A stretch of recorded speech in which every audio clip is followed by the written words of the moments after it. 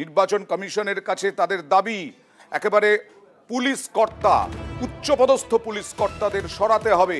এই নিয়ে নির্বাচন কমিশনও আজকে তৎপর হয়েছে। এই ঘটনা ঘটার পরে মুখ্য সচিবের কাছে রিপোর্ট চাওয়া হয়েছে, ডিএম এর কাছে রিপোর্ট চাওয়া হয়েছে। এই সব নিয়ে শুভেন্দু অধিকারী কি বলছেন দেখুন। আইন শৃঙ্খলা রক্ষা করার দায়িত্ব নির্বাচন কমিশনের। অবিলম্বে রাজ্যের DGP, ADG law and order, SP Purba Medinipur, OC Bhupatinagar, SDPO Kanthi immediate sack করা। আমরা লিখিত দাবিও করেছি।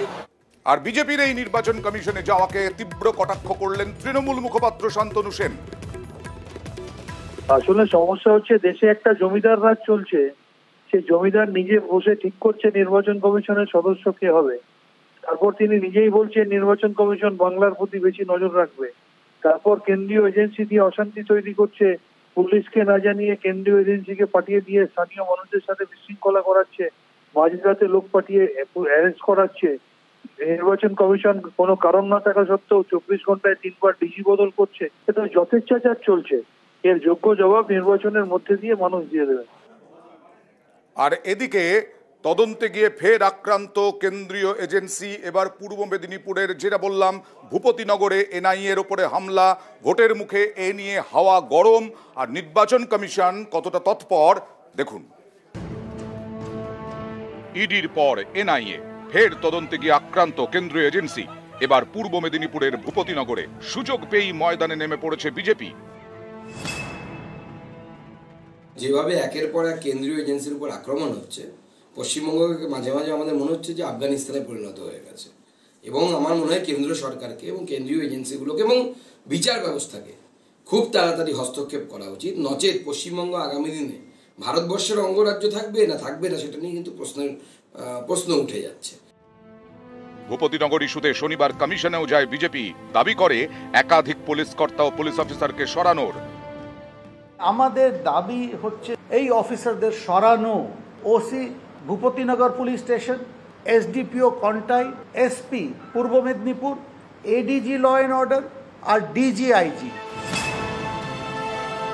কাকভোরে বহিরাগত অনেকে যখন তাদের ধরতে যাচ্ছে, এলাকায় খুব স্বাভাবিকভাবে একটা উল্টো স্পন্দন ঘটছে। এই ঘটনা অবাঞ্ছিত, কিন্তু এর পেছনে একটা সুনির্দিষ্ট কারণ রয়েছে। বিজেপি চাইছে শকুনের রাজনীতি করতে, এ ধরনের ঘটনা নিয়ে রাজনৈতিক মার্কেটিং করতে, কিন্তু এর পেছনে একটা অঙ্ক কষা দাবার বোর্ড রয়েছে।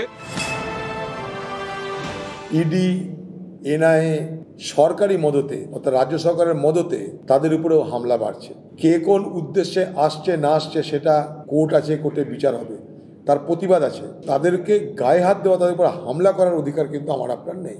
এই করে করে সন্দেশখালী ঘটছে, এই করে করেই ভূপতিনগর ঘটছে। পশ্চিমবঙ্গে আইন শৃঙ্খলার চরম অবনতির এগুলো কতগুলো নিদর্শন।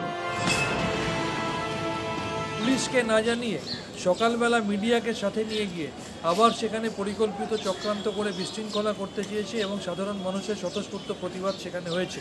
পরবর্তী ক্ষেত্রে পুলিশ জানিয়েছে যে তারা যখন রিকুইজিশন পেয়েছে তার অনেক আগে এই ধরনের ঘটনা ঘটে গেছে। অর্থাৎ এটা প্রমাণিত সত্য যে বিজেপির অঙ্গুলি হেলনে পরিকল্পিতভাবে বিশৃঙ্খলা করার জন্য সেন্ট্রাল এজেন্সি এই ধরনের কাজগুলো করছে।